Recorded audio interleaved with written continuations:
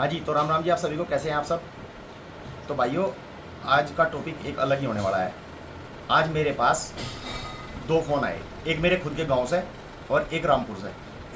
और उन्होंने भाइयों ने मेरे से जो है आज शस्त्र लाइसेंस के बारे में पूछा कि भाई इसका क्या प्रोसेस है। तो जब मेरे पास एक फ़ोन आया, दो आए, तो मैंने सोचा क्यों ना इसके ऊपर ही एक वीडियो बना दूँ। तो आज की जानकारी शस्त्र लाइसेंस आवेदन के बारे में होगी और फुल डिटेल में होगी। सारा स्टेप बाय स्टेप बताऊंगा मैं आपको कि आपको इसमें क्या क्या करना है और कैसे कैसे कहाँ कहाँ आपकी फाइल जाएगी। तो चलिए वीडियो को शुरू करते हैं। भाइयों, सन 2019 में मैंने खुद का लाइसेंस बनवाया था, इसीलिए मुझको इसकी पूरी जानकारी है। उसके बाद मैंने जो है भाई का भी बनवाया और मेरे दो तीन अपने जो फ्रेंड थे उनका भी मैंने, उनकी फाइल में भी मैंने पूरी भागदौड़ करी। ठीक है, तो इसीलिए मुझे इसकी जानकारी है। वो जानकारी मैं दे दूँ। मेरे पास आज दो भाइयों के फ़ोन आए थे, तो मैंने सोचा चलो आज भाई ये भी जानकारी डाल ही देता हूँ। ठीक है, और मेरा खुद का लाइसेंस बना हुआ है। मेरे पास .32 बोर रिवॉल्वर है और 2019 में जो है मेरा ये स्वीकृत हुआ था। तो इसका पूरा प्रोसेस ये है कि आपने सबसे पहले डीएम साहब के यहाँ से फॉर्म लेना है। शस्त्र लाइसेंस आवेदन पत्र जिसे कहें, एक फ़ाइल मिलेगी आपको, पूरी डॉक्यूमेंट से है वो मिलेगी। वो लेके जाना आपने जो शस्त्र फाइलें भरता है, टाइपिस्ट वगैरह की कोई भी भर देगा, उसे कचहरी में मिल जाएगा आपको। तो वो आपको फिर वहाँ से दो फॉर्म देगा। वो एक फॉर्म इस फाइल के अंदर ही है, वो एक फॉर्म देगा, वो आपको अलग से टाइपिस्ट। एक फॉर्म लेकर आपने जाना है। सबसे पहला होगी आपकी डॉक्टरी में सबसे पहला प्रोसेस ये होगा कि आपकी जो है मस्तिष्क के डॉक्टर को आपको दिखाया जाएगा, वहाँ जाना पड़ेगा, उनकी रिपोर्ट लगवानी पड़ेगी। उनके सवाल जवाब जो भी में चेकअप करेंगे, उनकी रिपोर्ट लगने के बाद फिर आप जो है आपके आंखों की जाँच होगी, कानों की होगी।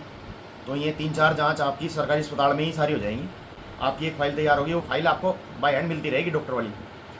उसके बाद एक फॉर्म, जो फॉर्म के अंदर एक फॉर्म था, वो जाना पड़ेगा आपने पुलिस लाइन ले गए। वहाँ आपकी एक फ़ाइल बनेगी छोटी सी। उसमें क्या होगा, आपका प्रशिक्षण चलेगा 3 दिन। 3 दिन आपने लगातार जाना पड़ेगा पुलिस लाइन। वहाँ पर आपको प्रशिक्षण दिया जाएगा कि भाई आप इसे कैसे कैरी करोगे, आप इसका कहाँ कहाँ यूज़ कर सकते हैं। ठीक है जी, आपको कैसे, अगर आप पे कोई अटैक हो जाता है, कैसे आपको बचना है। तो ये इस तरीके की सारी वहाँ जो है जानकारी दी जाएगी। उसके बाद ये दोनों फॉर्म कंप्लीट होने के बाद फिर आपने टाइपिस्ट के पास जाना है। टाइपिस्ट के पास जाने के बाद आप जो है ये दोनों फॉर्म उन्हें दे देंगे। ये बाय हैंड मिल जाएंगे आपको, मतलब इनका ऐसा नहीं है कि भाई ये बाय डाक चलेंगे, बाय हैंड मिल जाएंगे। फिर आपकी फ़ाइल कंप्लीट होगी। फाइल चलेंगी आपकी दो, एक चलेगी पुलिस में और एक चलेगी तहसील में। सबसे पहले हम तहसील की बात करेंगे। तहसील वाली फ़ाइल जो है आपकी वहाँ से भरने के बाद सीधी वो बंदा आपका टाइपिस्ट जमा कर देगा एसडीएम के यहाँ। एसडीएम साहब के साइन होंगे। जो भी आपको वहाँ बुलाया जाएगा, आपको पूछताछ भी हो सके कुछ, ये भाई किस लिए ले रहे हो, कहाँ आपको ज़रूरत है, क्या क्या काम है इसका, क्या नहीं। उसके बाद एसडीएम साहब की रिपोर्ट लगने के बाद फिर आपकी फ़ाइल जाएगी तहसीलदार की रिपोर्ट लगेगी। तहसीलदार के बाद फिर जाएगी आपकी पटवारी के पास फ़ाइल। ये बाय डाक चलेगी, आपको मिलेगी नहीं है कि आप अगर ऐसा सोचोगे भाई हम जाके हाथ में ले गए फटाफट साइन करा लेंगे, ऐसा नहीं है। ये बाय डाक चलेगी, इसका रूटीन है, ये डाक में ही चलेगी। उसके बाद पटवारी चलेगी। पटवारी आपके जो है घर आएंगे, आपसे पूछताछ करेंगे, भाई आप इस मोहल्ले के हो भी या नहीं है, इस तहसील के हो भी नहीं हो, इस तहसील से संबंधित आप हैं भी नहीं है। उसके बाद फिर जो है पटवारी हो गए, कानून के बाद फिर तहसीलदार जाएगी, तहसीलदार से फिर एसडीएम जाएगी। ये एसडीएम साहब के पास पहुंच गई। एसडीएम साहब के यहाँ से सब फाइलें लगने के बाद वहाँ से फिर जाएगी डीएम साहब के यहाँ। डीएम साहब के ऑफिस पहुँच जाएगी असला बाबू के पास। एक फ़ाइल आपकी कंप्लीट होगी। अब चलेगी आपकी दूसरी फाइल। चल तो साथ में ही जाएंगी, वो ऐसा नहीं है कि एक एक चलेगी, दोनों साथ में चल जाएंगी। दूसरी फाइल जाएगी सबसे पहले कप्तान साहब के यहाँ। असला बाबू भेजेंगे डीएम साहब के ऑफिस से, असला बाबू कप्तान साहब के, एसएसपी साहब के यहाँ फाइल जाएगी। एसएसपी साहब की उस पर रिपोर्ट लगने के बाद फाइल आपकी जाएगी संबंधित थाने में, जो भी आपका थाना लगता होगा उस थाने में जाएगी। थाने में रिपोर्ट लगेगी, आपका रिकॉर्ड चेक होगा कि आप पे कोई मुकदमा या कुछ ऐसी कोई आप जो है आपराधिक गतिविधियों में तो नहीं है। अगर आप कोई भी किसी पे भी कोई मुकदमा है तो फाइल बिल्कुल भी ना डालें। बिल्कुल फाइल आपका लाइसेंस बनेगा ही बनेगा नहीं बिल्कुल भी। अगर आप पे कोई भी मुकदमा है तो इस चीज़ का ध्यान रखें, तो आप बिल्कुल आवेदन पत्र ले भी ना, क्योंकि ये आपका काम हो ही नहीं पाएगा, क्योंकि इसमें बिल्कुल क्लीन चिट चाहिए। उसके बाद संबंधित थाने में चलेगी। संबंधित थाने के बाद फिर आएगी आपकी DCRB, district crime record bureau.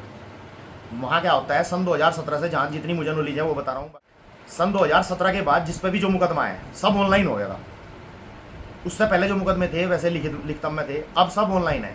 मान लिया अगर किसी पर 2017 के बाद का कोई भी मुकदमा है और डीसीआरबी में आपकी फाइल चली गई और आपने वहाँ छुपा लिया कि भाई जो है मेरे पर कोई मुकदमा नहीं है, तो जैसे ही मैं आपका सब कुछ डाल लेंगे ना, तो एकदम वहाँ पे सारा शो हो जाएगा कि आप पे कौन कौन से मुकदमे, कौन कौन से दिन, कौन कौन सी तारीख में हो गई। तो बिल्कुल भी आवेदन करें बिना जिन पर कोई मुकदमा है। डीसीआरबी में फाइल में रिपोर्ट लगने के बाद फिर जाएगी आपकी सीओ साहब के पास, जो भी आपके सर्कल ऑफिसर हैं उनके पास जाएगी। उनकी रिपोर्ट लगने के बाद फिर आपकी फाइल पहुँचेगी LIU, लोकल इंटेलिजेंस यूनिट, वहाँ आपकी रिपोर्ट लगेगी। वहाँ की रिपोर्ट लगने के बाद फिर आपकी फाइल पहुँचेगी SP साहब के पास। वो SP सिटी लगते हैं आपके, SP देहात लगते हैं, उनके पास जाएगी। फिर वहाँ से जो है आपकी रिपोर्ट लगने के बाद सीधी फाइल पहुँचेगी आपकी, बाई डाक ही चलेगी, ये कोई हाथ में नहीं मिलेगी ये फाइल, किसी को नहीं मिलेगी कि भाई कोई जाकर अपने आप फाइल लेगा अपना एकदम से करा ले, ऐसा कुछ नहीं है।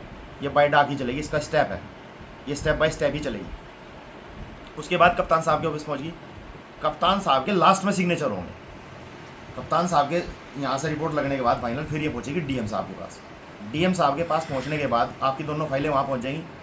फिर उसके बाद जो है आपने DM साहब के पास पेश होना पड़ेगा, आपने बताना पड़ेगा भाई अच्छा इसमें जब फाइल भरी जाएगी उसमें आपसे कारण भी पूछा जाएगा, आप क्यों ले रहे, क्या कारण है, किन वजह से ले रहे हैं आप, तो वो साहब बताना पड़ेगा। मकान का नक्शा भी लगेगा, इसमें आपके मकान का नक्शा भी लगेगा। तो ये सारी रिपोर्ट लगने के बाद कप्तान DM साहब के पास फाइल पहुँची। फिर वहाँ से जो है आपकी फाइल स्वीकृत होगी। वो DM साहब फुल ऑथराइज हैं उसके लिए। DM साहब और आपका सिटी मजिस्ट्रेट, इनके सिग्नेचर होने के बाद फिर आपका जो है एक रसीद कटी गौशाला की। जब मैंने बनवाया था तो मेरी रसीद कटी थी, मेरे ख्याल का 21,000 रुपये की रसीद कटी थी, और एक चालान लगा था 2,000-2,500 रुपये का। लगभग ये मान लो कि मेरा 30,000 रुपये का खर्चा आ गया था, 30-31,000 रुपये का। अब मुझे नहीं पता गौशाला की क्या रसीद है, कितने की है, तो ये रसीद कटेंगी। राइफल क्लब की भी एक रसीद कटेगी। अब जो है इसने योगी सरकार ने नए लाइसेंस पे 200 कार्टेज का प्रावधान कर दिया। पहले था, पिछली सरकार में था, मेरे ख्याल के सन 2017 से पहले अखिलेश सरकार में शायद था कि भाई 25 ही कार्टेज मिले थे। लेकिन अब जो है योगी सरकार ने ये कार्टेज बढ़ा के 200 कर दिए। जब आप लाइसेंस नया लेंगे तो उसके साथ आपको 100 कार्टेज मिल जाएंगे। 100 कार्टेज के बाद फिर आपके 100 ड्यू रहेंगे।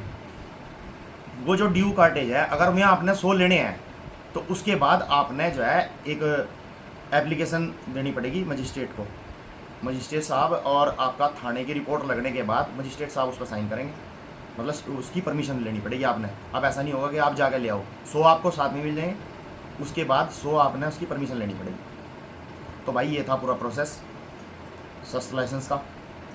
और मुझे पता था क्योंकि मैंने जो है मेरा खुद का बना हुआ है, भाई का बना हुआ है, और मैंने अपने 2-3 भाई और हैं जिनके साथ मैंने भाग दौड़ करी थी इस पूरे प्रकरण में। तो जितनी नॉलेज थी मैंने आपको बता दी। जानकारी अच्छी लगी हो तो लाइक करें, शेयर करें, सब्सक्राइब करें। सब्सक्राइब कर लो यार, हमारे भाई का चैनल है।